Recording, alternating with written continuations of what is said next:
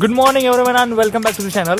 सकाळचे 7:30 वाजलेले आहेत आणि आत्ता आम्ही आहे इचलकरंजीमध्ये आणि इचलकरंजीतून जाणार आहे आम्ही सगळी गगनबावड्याला। तर गगनबावडा इथून 89 किलोमीटर जाताना आपल्याला खूप मजा येणार आहे। So let's go for the ride.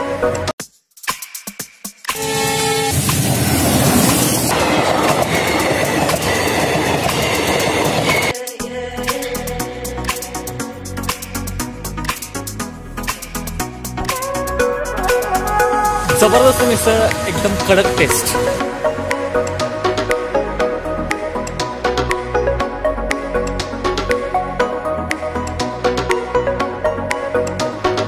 पैसंबेला जाताना आपल्याला मध्ये हा थोडासा डॅम दिसतो, तिथं आपण आंघोळ पण करू शकतो आणि त्याचा मजा पण घेऊ शकतो पाहिजे असं। Behind every perfect picture there is a one photographer.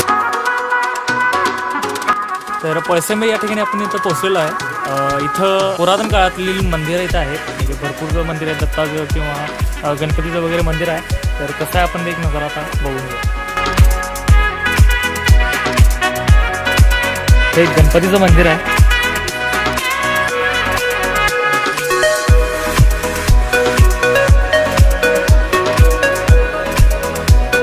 ते 12 ज्योतिर्लिंगांची मूर्ती आहे तिथं।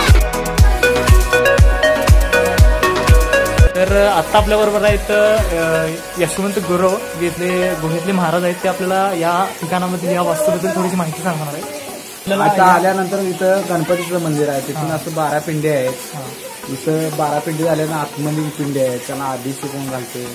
डाव्या साईडला मंदिर आहे, त्याच्या खाली कासवा आहे। त्या कासवाच्या नंतर महाराजांच्या पावले आहेत, गगनगिरी महाराजांच्या दत्त पावले, गगनगिरी महाराजांच्या पावले केले।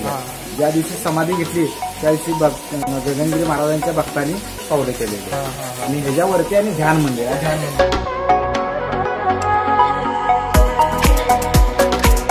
हे 4 मुखी ध्यान मंदिर, मंदिरामध्ये 4 दरवाजे आहेत, 1 2 3 4।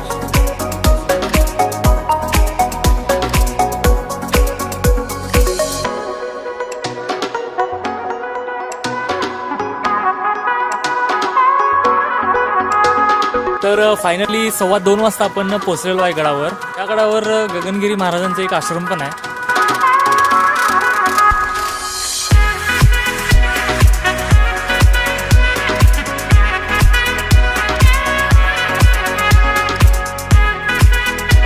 हे गगनगिरी महाराजांचा पुतळा।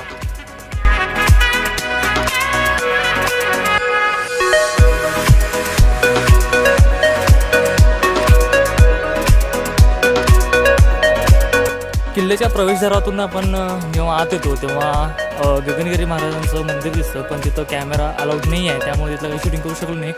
आता किल्ल्याच्या शेवटच्या टोकाला आपण चाललोय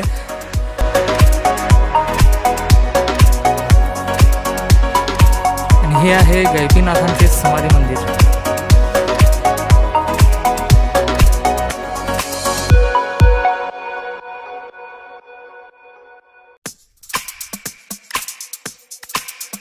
आणि हे आहे गडाचे शेवटचे टोक।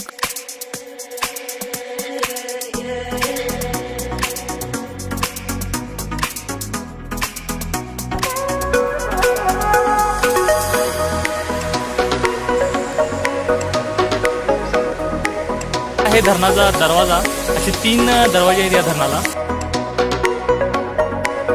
On your mark, get set, गो।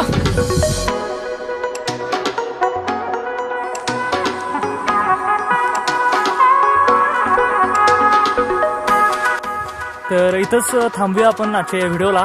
जर आवडला असेल व्हिडिओ तर नक्की लाईक करा, शेअर करा, कमेंट करा आणि सबस्क्राईब करायला विसरू नका।